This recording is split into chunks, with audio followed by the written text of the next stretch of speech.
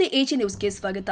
ಬೆಳಗಾವಿ ಜಿಲ್ಲೆಯ ಸಂಕೇಶ್ವರ ತಾಲೂಕಿನಲ್ಲಿ ನಿಡಸೋಸಿ ಹೋಗುವ ರೋಡಿಗೆ ಕ್ವಾಲಿಟಿ ಬೇಕರಿಯಲ್ಲಿ ಇರುವ ಬೇಕರಿ ಸಾಮಾನುಗಳ ಗಲೀಜು ತುಂಬಾ ಎದ್ದು ಕಾಣ್ತಾ ಇದೆ. ಇದಕ್ಕೆ ಸಂಬಂಧಪಟ್ಟಂತೆ ಫುಡ್ ಆಫೀಸರ್ ದಯವಿಟ್ಟು ಈ ಕಡೆ ಗಮನ ಹರಿಸಬೇಕು. ಈಗಾಗಲೇ ಅನೇಕ ಬಾರಿ ಮೇಲಾಧಿಕಾರಿಗಳು ನೋಟಿಸ್ ಕೊಟ್ಟರೂ ಕೂಡ ಯಾವುದೇ ಪ್ರಯೋಜನವಾಗಲಿಲ್ಲ.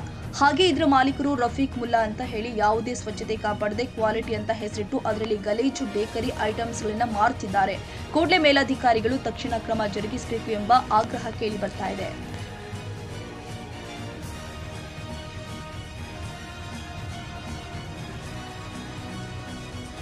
ಕನ್ನಡಿಗರ ಮೆಚ್ಚಿನ ನಿಮ್ಮ ಎಜೆ 24/7 ನ್ಯೂಸ್ ಕನ್ನಡ ವಾಹಿನಿ ಇದೀಗ ಟಿವಿಯಲ್ಲಿ ಲಭ್ಯ. ವೇಳೆ ನೋಟಿಸ್ ಕೊಟ್ಟಿದ್ರೆ ವಾಪಸ್ ತಗೋತೀವಿ. ಇವತ್ತು ವಕ್ಫ್ ಪ್ರಾಪರ್ಟಿ ಅಂತೇಳಿ ಬರ್ತದೆ ಅಂತ ಹೇಳಿದ್ರೆ ರೈತರ ಬೀದಿಗೆ ಬದಲು ಏನ್ ಮಾಡ್ಬೇಕಾಗತ್ತೆ? ಯಾರು ವೋಟ್ ಹಾಕಿಲ್ಲ ಅಂದ್ರೆ ಗ್ಯಾರಂಟಿನೆಲ್ಲ ಸ್ಟಾಪ್ ಮಾಡ್ಬಿಡ್ತೀವಿ.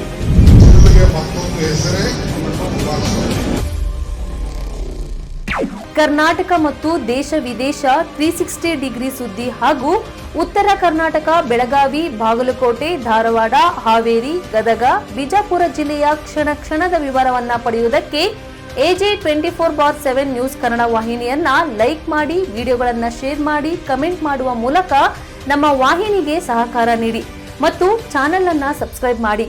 ಧನ್ಯವಾದಗಳು.